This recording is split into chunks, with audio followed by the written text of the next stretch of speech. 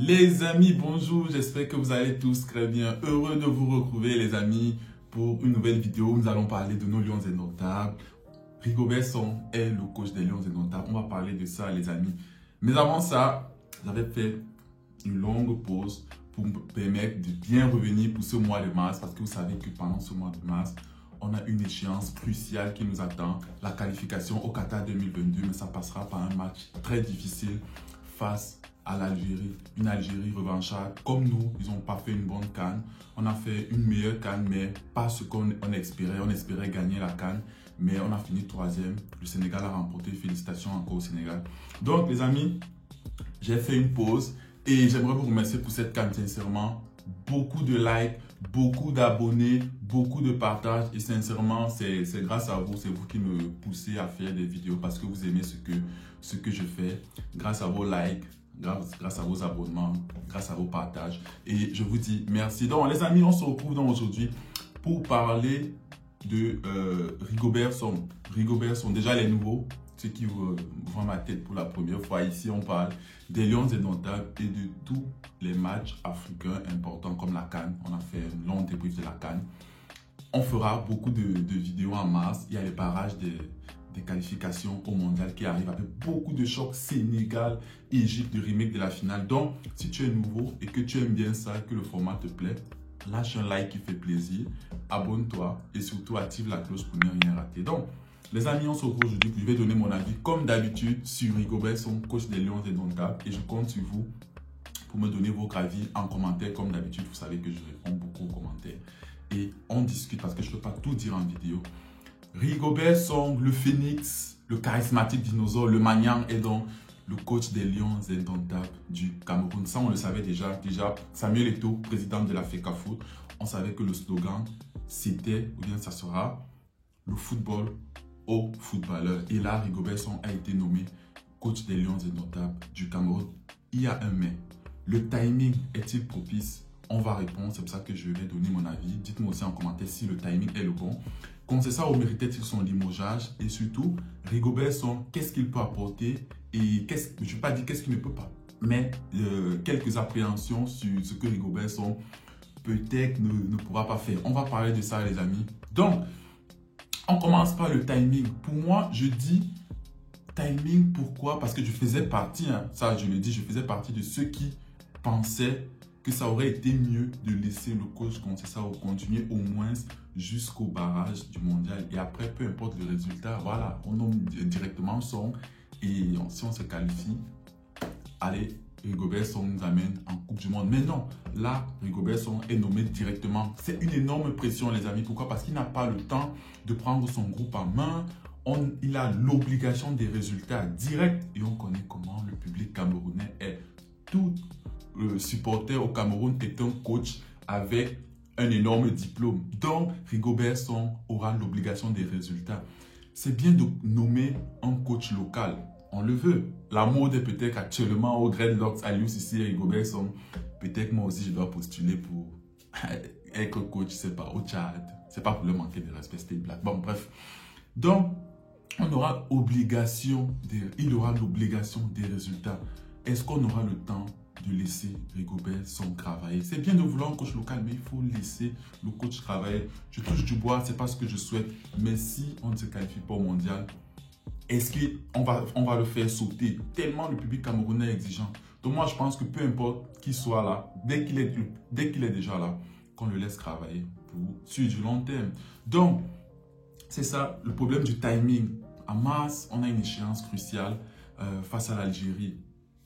Est-ce que ça aurait pas été mieux de le nommer après? Bref, les amis, dites-moi en commentaire ce que vous pensez par rapport à ça. Problème du timing, c'est maintenant ou pas? Peu importe ce qui est sûr, soit maintenant, soit après, des têtes allaient tomber. Donc, on passe maintenant à Conceição. Méritait-il son limogeage? Je vais essayer de dire si Antonio Conceição méritait son limogeage. Dites-moi aussi en commentaire s'il méritait son limogeage. Déjà, statistiquement, je pense que ça parle pour lui. Il a 24 matchs, 2 défaites et 13 ou 14 victoires. Statistiquement, ça parle pour lui. Mais je sais que le match contre l'Égypte, la pilule n'est toujours pas passée du côté des Camerounais. Les pénaltys, les joueurs qui ont été tirés, et ça a montré un manque de leadership et ça n'a pas du tout plu du côté du public camerounais. Mais j'aimerais qu'on n'oublie pas d'où nous venons. N'oubliez surtout pas d'où nous venons, les gars. En 2019, la CAN 2019 à Niger, nous avons été éliminés en huitième de finale face au Nigeria. Sincèrement, le Cameroun revient de loin et il faut quand même donner son petit mérite à Antonio Conceição qui a su, qu'on le veuille ou pas, essayer de régresser les problèmes qu'il y avait. On n'avait pas de 11 types éliminés en huitième face au Nigeria.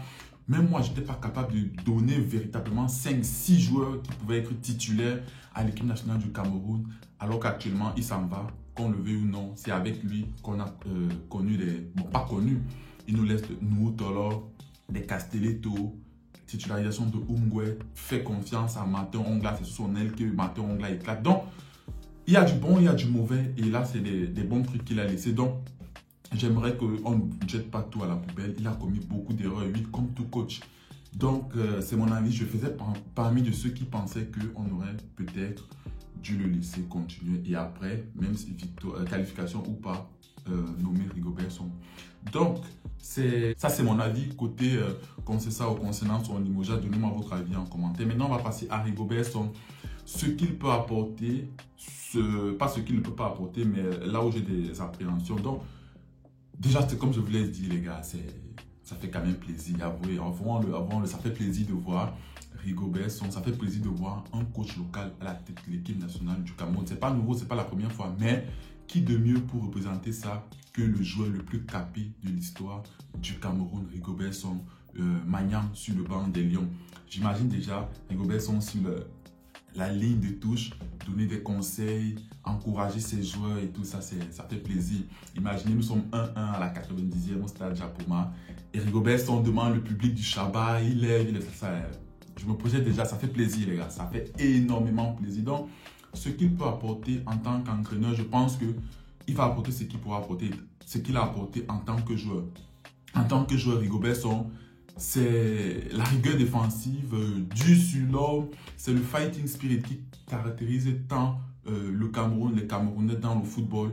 Et je pense que Rigobert Song représente le Hemley, le fighting spirit. Donc, et surtout, une chose la plus importante pour un coach que Rigo a, c'est le respect du vestiaire. Je pense que Rigobert Song a le respect total du vestiaire. Personne ne pourra broncher lorsqu'il donnera des conseils parce qu'il connaît les codes du vestiaire, il connaît comment préparer un match, il connaît comment aborder un match, comment récupérer, comment préparer un match, il connaît tout ça. Et personne ne pourra lui dire, même dans son cœur, genre, toi tu as joué, tu me donnes quel conseil? Non, là c'est Rigobert Song, les gars.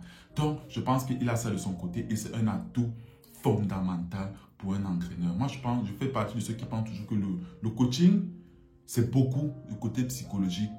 Et il faut être le leadership et être un meneur, donc c'est très important dans le coaching. Donc voilà ce qu'il pourra apporter. Et il n'est pas seul, hein. Il a un staff avec lui. Il y a Raymond Kala, il y a Augustin Sibo, il y a l'adjoint qui est un Français qui a roulé sa bourse dans toute l'Afrique. Ça, il faut le savoir. C'est une grande expertise qu'il a avec lui. Maintenant, là où j'ai un peu quelques appréhensions, bon, tactiquement, je ne sais pas. Déjà, Rigo, le CV de Rigo ne parle pas pour lui. C'est vrai qu'on parle de nulle part pour devenir quelque part, mais c'est toujours mieux d'avoir un CV pour quand même postuler à la tête des Lions indomptables. Rigo, c'est coach des A', coach des U23, mais malheureusement, dans les deux compétitions, que ce soit à Chan au Maroc, que ce soit la CAN des U23, il a été éliminé au premier tour.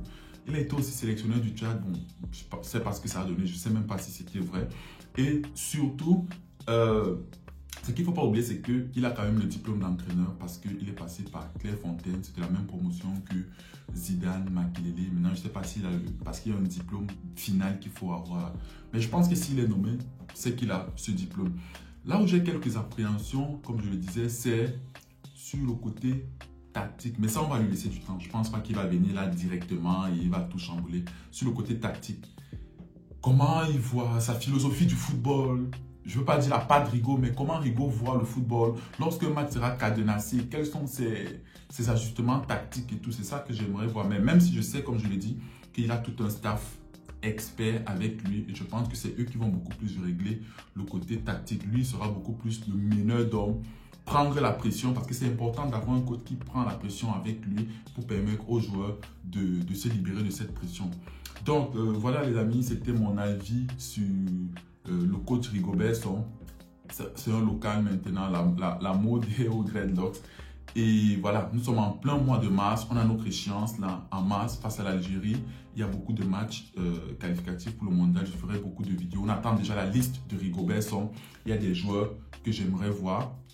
On parle d'Anthony Elanga, on parle de Moukoko, les binationaux. J'ai même une vidéo sur les binationaux qui viendra, donc n'oubliez pas à vous abonner, à lâcher le like et à activer la cloche pour ne rien rater. Les binationaux, il y a une vidéo qui viendra.